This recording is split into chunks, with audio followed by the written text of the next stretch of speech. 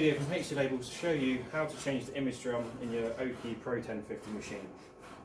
Start by opening the top cover, remove the drum you want to replace. In this instance we're replacing the black drum, so look for the symbol K. Remove the protective packaging from your new one, ensuring you've got the correct one, so using the K.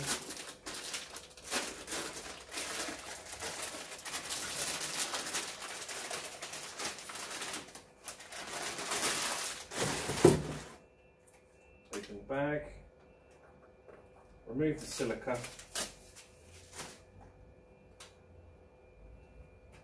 and then place into the machine. Put the top cover down and wait for the printer to register the new cartridge.